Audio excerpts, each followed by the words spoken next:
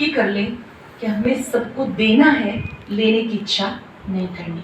कभी कभी हम राय भी देते हैं ना अपनी, तो हम अपनी राय से चिपक जाते हैं और हम क्या सोचते हैं, जैसे मैंने कहा वैसा ही होना चाहिए, हमें राइट। अगर कोई वैसा करे तो हमें अच्छा लगता है, अगर ना करे कोई तो हम परेशान हो जाते हैं और हम क्या कहते हैं, मेरे से पूछने की जरूरत ही क्या है, जब आपको मेरी बात माननी ही नहीं तो आप मेरे से पूछो भी मत। हम अपनी राय से चिपक जाते हैं। ध्यान दीजिएगा, अगर आप चाहते हैं ना कि मेरे घर में खुशहाली रहे, ये दीप जलता रहे, जो खुशियों का दीप है, सभी प्रसन्न रहे, तो हर एक अपनी राय देने के साथ साथ डिटैच रहना सीखो। जितना आप डिटैच होंगे ना उतना प्रसन्न रहेंगे। अच्छी राय दो, उसके बाद ये कहो जैसा आपको ठीक लगे। अपनी राय से चिपक नहीं जाना। जो लोग चिपकते हैं ना और वैसा नहीं होता है तो उनको कदम कदम पर परेशानी का अनुभव होता है। हर परिवार के अंदर आजकल एक लड़ाई सी चल रही है। हर कोई अपने आप को ठीक समझता है, हर एक ये सोचता है जैसा मैं कहूँ वैसा होना चाहिए। युवा पीढ़ी अपने को राइट समझती है, अनुभवी जन अपने को राइट समझते हैं कि हमारा इतने सालों का अनुभव है, ये हमारी बात नहीं मानते हैं। आप हर एक ये सोचे मैंने अपने आप को ठीक करना है और ये परिवार बाबा का परिवार है, मैं केवल ट्रस्टी हूँ, मालिक शिव बाबा है। जब आप उसको सौंप देंगे ना, इतने सुखी हो जाएंगे आप, इतने सुखी हो जाएंगे कि परेशानियां दूर हो जाएंगी। कहीं ना कहीं सूक्ष्म में हमारे मन में मेरापन है कि ये मेरा परिवार है, मेरा बेटा है, इसको मेरी बात माननी चाहिए, ये मेरी बेटी है तो इसको मेरी बात माननी चाहिए। आदर्शवाद ये बहुत अच्छा है, idealism is good, but practical में उनका अपना दिमाग भी तो चलता है ना, तो हमें उनको भी स्वीकार करना है। जो जैसा है उसको वैसा ही स्वीकार करो। अपने मन में कोई भी परेशानियां रखने की जरूरत नहीं, बल्कि याद रखो मैं इस परिवार का दिया हूँ, मैं इनके प्रति जो अच्छा कर सकती हूँ वो मुझे करना है। हम क्या क्या दे सकते हैं, हम उन्हें शुभ भावनाएं दे सकते हैं, हम उन्हें मीठी मुस्कुराहट दे सकते हैं, अच्छी राय दे सकते हैं, बट कंडीशन है अपनी राय से चिपकना नहीं। There should be balance between attachment and detachment.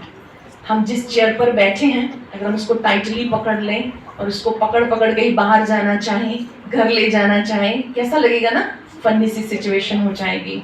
हम आए, बैठे, हमने प्रयोग किया, हम उठ के चले गए, ठीक है। इस चेयर ने हमें मदद की, हम सोफा पर बैठे, कंफर्टेबल लगा, लेकिन जाएं तो इसको ही पकड़ के लेके चले जाएं, ऐसा नहीं करना। ये समझने की ज़रूरत है कि हम बहुत सारे बर्डन अनावश्यक अपने दिमाग पे रखे हुए हैं।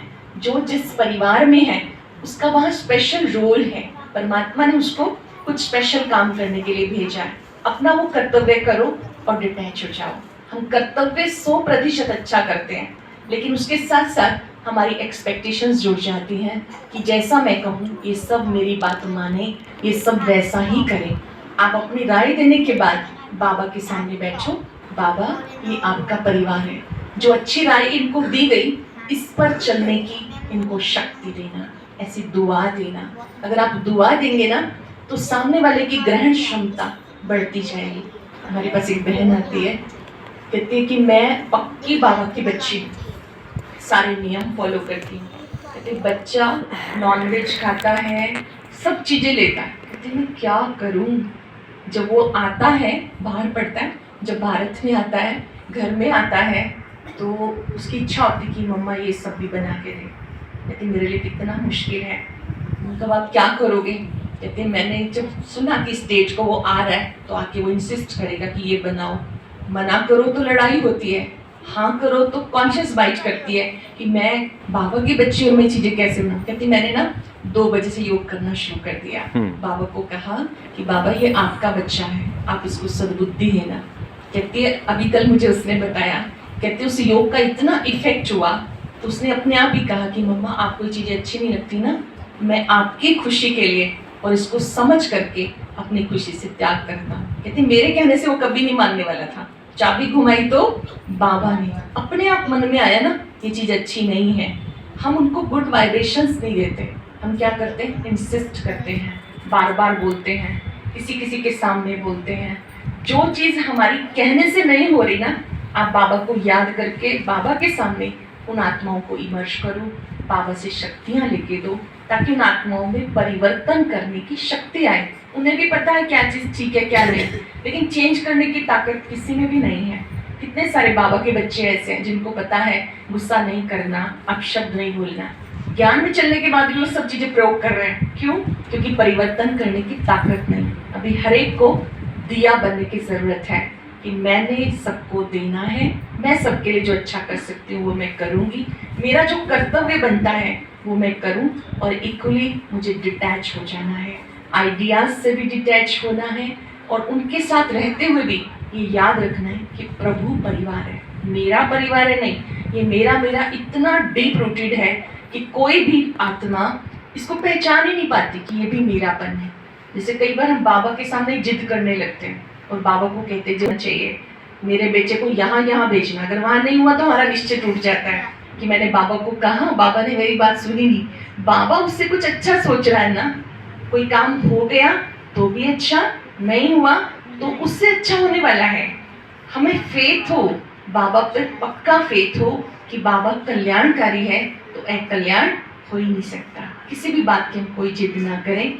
और दूसरी चीज़ हम ये पक्की कर लें कि परिवार में कोई कुछ बात कहता है तो एकदम रिएक्ट नहीं करना।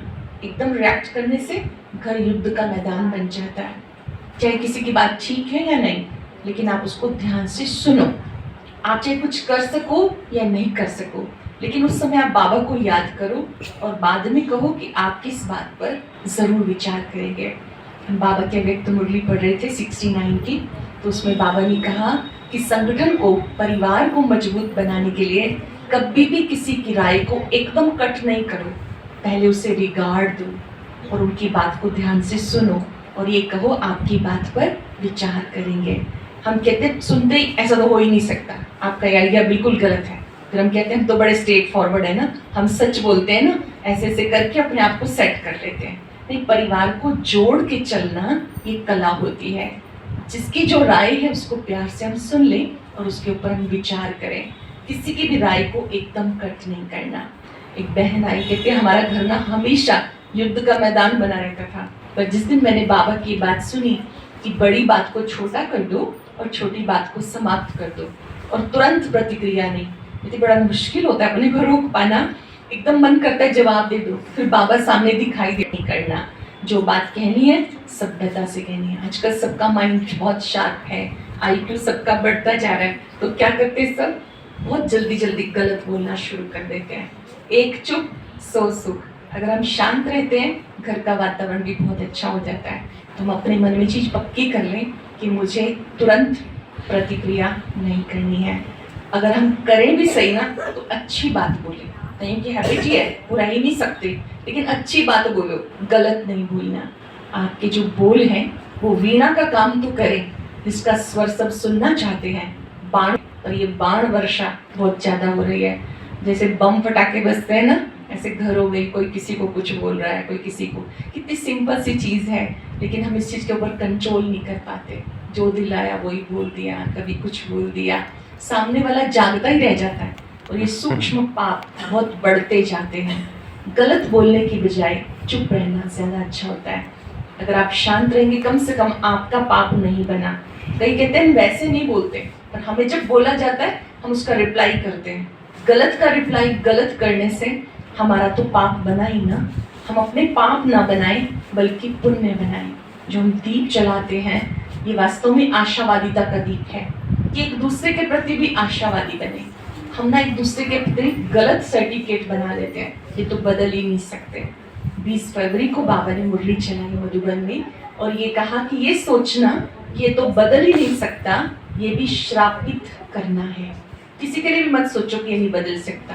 किसी में बदलाव कभी भी आ सकता है। आपके अंदर पावर होनी चाहिए, शुभ भावनाओं में ताकत होनी चाहिए और परिवर्तन संसार का नियम है। कड़े से कड़े संस्कार वाले लोग भी बदल जाते हैं। दीप जलाने के साथ हम घर की सफाई करते हैं, हम मन के कोने कोने की भी सफाई करें। हमारे मन में बहुत सारे अनुमान के, शक के, वहम के जाने लगे हुए हैं। Check yourself, close your eyes. आप देखो आपके मन के अंदर क्या सबके लिए शुभ भावनाएं, प्यार, दुआएं हैं।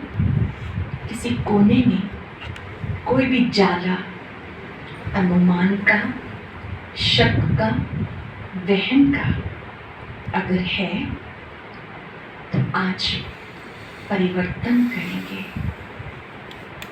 किसी के प्रति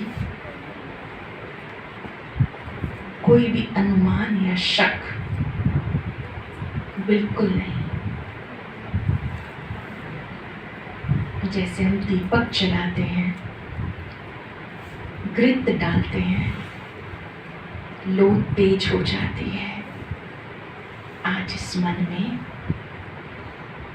आशावादिता का दीप जलाएं। अपने प्रति, दूसरों के प्रति आशावादी बन के रहना है। ना तो खुद से निराश होना है, ना दूसरों से।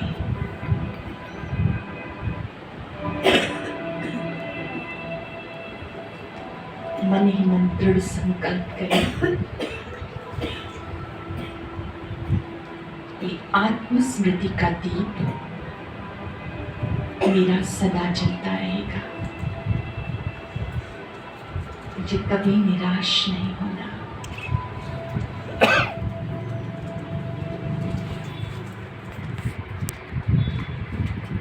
अपने मन को बहुत गहराई से चेक करें। किसी के लिए भी कोई अशुभ भाव है तो सच्चे दिल से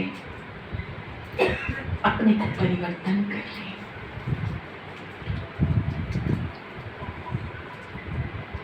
ओपन योर आइज। क्या जवाब आया? मन में कोई भी जाले हैं तो आज क्या करना, उनको साफ करना है। दीपावली पर जब हम कोने कोने की सफाई करते हैं तो मन का कोना कोना जिसका साफ होता है ना, वो हमेशा हैप्पी रहता है।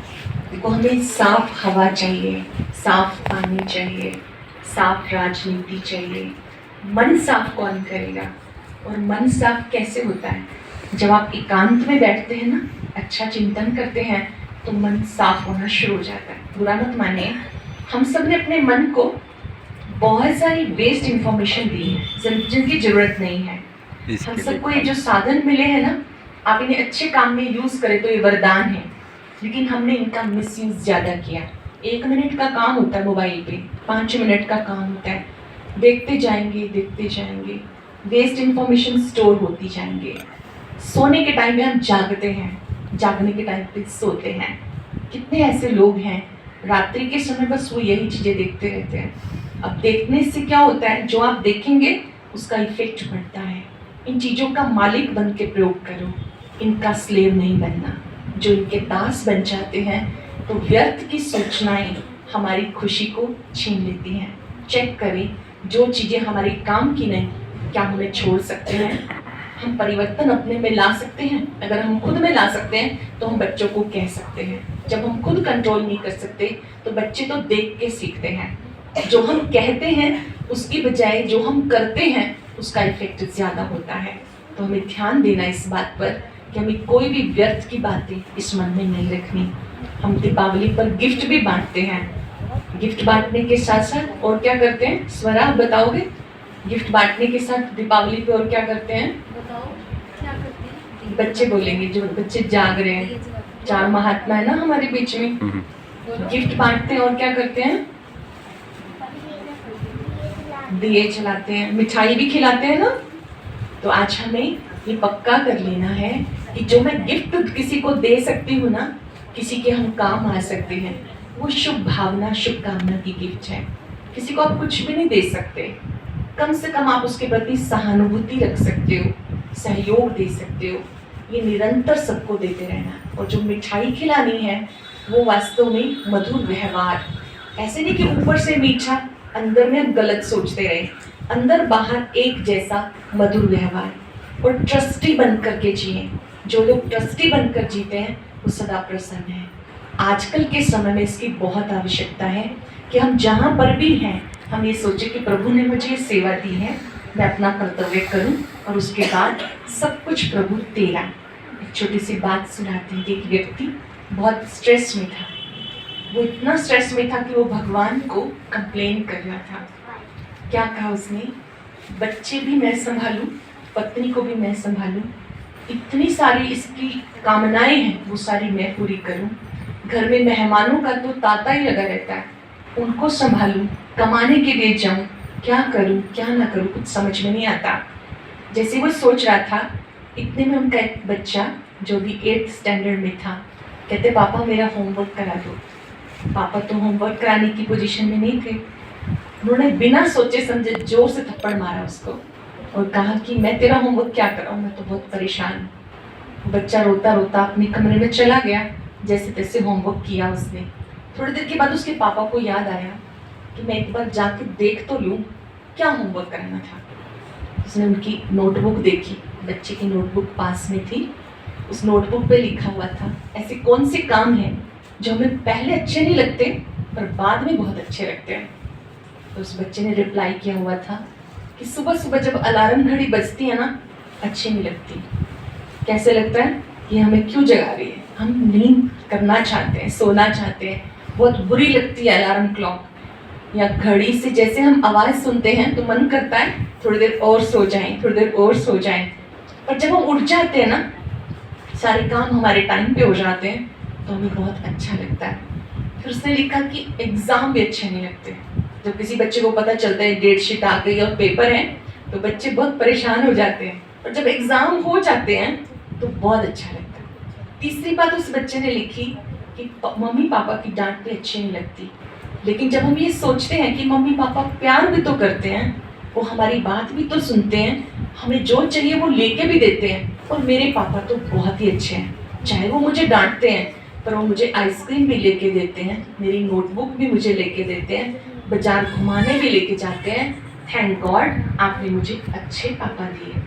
अब ये वाली बात पढ़ते ही ना उसके पापा की अश्रुधारा बहनी शुरू हो गई और वो ऊपर की ओर कहने लगे, प्रभु मैं आपकी कृपा को पहचान नहीं पाया, मैं आपकी कृपा को पहचान कर दिल से आपका शुक्रिया मानता हूँ। अगर मेरे पास संतान है तो मेरी खुशकिस्मती है। कितने लोग ऐसे हैं जिनके पास संतान नहीं और वो भटकते रहते हैं कि काश मेरे पास कोई संतान होती। आपका शुक्रिया, आपने मुझे अच्छी संतान दी, मेरे को आपने एक अच्छा परिवार दिया, मेरे पास लोगों का आना जाना बहुत है, इसका मतलब मेरा स्टेटस बहुत अच्छा है, लोग मुझे पसंद करते हैं। हर घर में मेहमान नहीं आते, जो भाग्यवान घर होता है वहाँ मेहमान आते हैं। मैं आपसे क्षमा मांगता हूँ कि मैंने आपको कंप्लेन की, आज मैं अपनी कंप्लेन को शुक्रिया में बदल रहा हूँ। आज वैसे भी शुक्रवार है ना, हम सब भी अपनी कंप्लेन समाप्त कर देंगे और शुक्रिया का भी दीप जलाएंगे। रेडी? जलाएंगे। जो हमें मिला वो बहुत अच्छा। कभी कभी हम उसे एहसास नहीं करते, जो हमें मिला वो कितना अच्छा है। जब हमारे से वो चला जाता है ना, तब हम उसको फील करते हैं कि ये मेरे पास बहुत अच्छा था। Count your blessings. कोई आपको तंग कर रहा है, कोई परेशान कर रहा है,